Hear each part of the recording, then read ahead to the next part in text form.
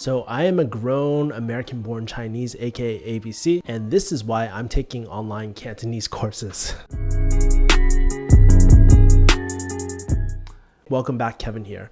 Maybe you're like myself, you're like a American-born Chinese like myself, and you're considering something like taking online Cantonese classes, and you might be asking yourself, wait, doesn't your family speak Cantonese? And yes, they do. Or actually, we speak Toisan, but it's a little different. It's a lot different, actually. But growing up, I actually went to things like Chinese school.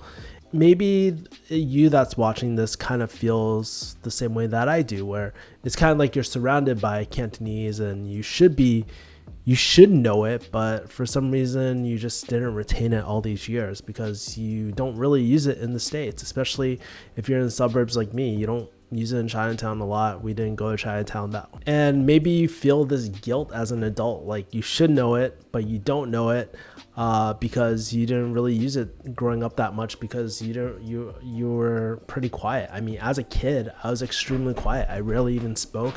People actually knew me as the quiet type of person. And believe it or not, I was actually like top of my class a lot of time in Cantonese school. And it's weird, like I've always kind of felt maybe you're like me where you've always kind of felt insecure about it because you had all the tools and resources to learn it as a child, right? You should know it because your family speaks it, everyone around you speaks it, but you don't. And then you just feel this guilt. You're just like, fuck, dude, I suck at this shit. Your own Asian parent comes out at you and bites you in your ass. Well, in today's video, I'm going to be talking about 3 reasons why I decided to take online Cantonese classes as well. And I'll also be talking about the course that I chose and why I chose that course with a link below. But gotta have the shameless plug. If you're kind of curious about this, like today I learned type of content, make sure to like, comment, subscribe, hit the bell so you can get notified for content like this. Now, before we begin, let me ask you, are you an ABC that kind of feels this way? And if so, comment below. And if you've successfully learned it outside your family and whatnot, leave some resources that really helped you in the comments below as well. All right, so let's dive into it. Again, there's 3 reasons why I wanted to take online classes as an adult ABC. And really the first reason is that I feel so insecure when people speak to me in the native tongue. It's just like, you know, I can't comprehend that quickly anymore. It's just like I rarely used it. And what was really crazy, there was a period of time when I went to Hong Kong. I still wasn't good, but I understood a lot more and I could speak back a lot more, have conversations. But these days, I just feel like I can't have a conversation with people, right? And although I can understand a little bit, I just haven't had the recent reps. So everything's a little bit rusty and stuff like that. So I wanted something where, you know, I didn't want that feeling of being insecure, of like getting anxiety. Believe it or not, I get anxiety actually, like even something as simple as going to a Chinese restaurant and stuff. Yes, I can do it, right? But obviously I prefer to speak English instead because that's my native tongue and I can fully communicate that way as well.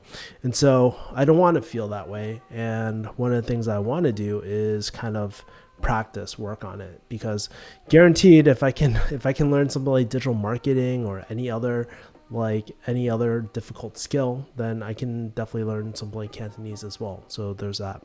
Now, the second reason why I wanted to learn something like Cantonese is because, you know, even though I have a lot of resources around me, like my mom, my family, a lot of my friends, I mean, chances are some of you guys are watching this too, is that I needed someone to help me that didn't know me, right? Or someone that I didn't know, because it's weird taking help from people, like, because your friends are your friends, your family are your family, but they're not teachers. In order to be a good teacher, there's certain skills that you need to have. You need to be patient, because here's the truth, no one ever sits you down and teaches you how to say something, right? But when you are paying someone, you're exchanging services, they're dedicated on you, they're vested in your success, and they want to see you do well as well. Unless they're scam artists and want to take your money, that's another case. But I think sometimes just like professional help, like therapy, or when you hire a business coach, sure, you can ask your friends, but it's best it's best to leave your friends as your friends and leave your teachers and tutors as your tutors as well, because they're specifically trained in that as well. My mom probably was not trained in being a teacher, right, for Cantonese, right? And the third thing is the most important, in the future, I just really want my kids and future generation to speak as well, to pass that tradition on. There's a lot of Chinese things that I do. There's a lot of Chinese things I don't do.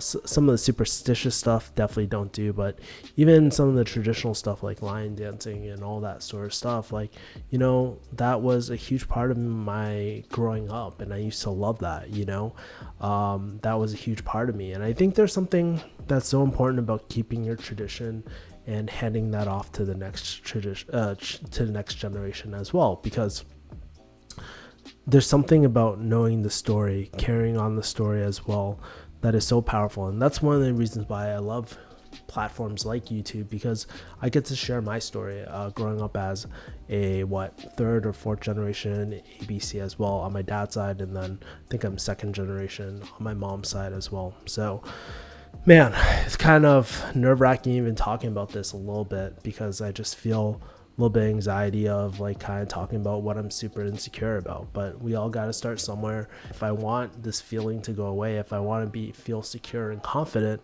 I got to work on this, and I guarantee that it'll be carryover in other parts of my life if I can master this. Now, in terms of looking for resources, in the past, I mean, there's books and stuff that you can buy, but books only go so far because you don't really know the tones or the pronunciation of certain words, right? So I really want to focus that, like, making sure that I drill like daily words that I don't know, because one of the major gaps in my current Cantonese is like I don't know enough vocabulary, right? I know as much as probably some kindergartners or some little kids probably know a lot more than I do, but I need to drill that. I need to get better at it and go through that too. And plus, the other thing I was looking for is more of a human element too. You definitely need some sort of tutor or something like that to like talk back and forth, to get the nuances of the language. I mean, if I were to teach English to someone, there's a lot of things like that wouldn't make sense. Like if you were to study formal English, like lit, what the fuck is lit, right? Like imagine teaching a foreign person what lit means, right? You have to have a nuance. You need to understand the foundation of the language before you can learn like all the nuances as well. And the tutor kind of helps fill in the gap, or the one-on-one coach would fill in the gap of that as well. So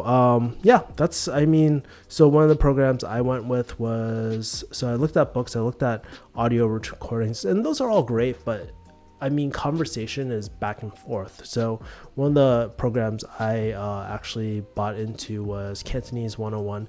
It's all right. I mean, they try to be funny. They're not that funny, but it gives, one things I like about it is I bought the highest package, and they have a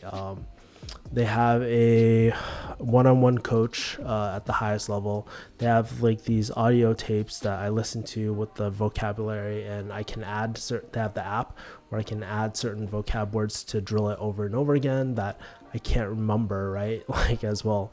One of the words I rarely use is joigan, and I always forget that word. So I'm always repeating it over and over and over again, and removing it once I kind of have it on the top of my head. But there's a lot of words that I don't know. And so let me ask you, are you an ABC like myself, and do you feel kind of insecure about this? Am I just the only one that feels weird about this? Would love to kind of hear your thoughts. And if you are someone that's successful learning Cantonese outside your family, right? What were some resources that were helpful for you? I'd love to kind of hear your comments below. And if you guys sign up for Cantonese 101 or that program that I mentioned below, make sure you use the affiliate link. It would support my channel and all that. And I'll talk to you guys later. That's pretty much it. Peace.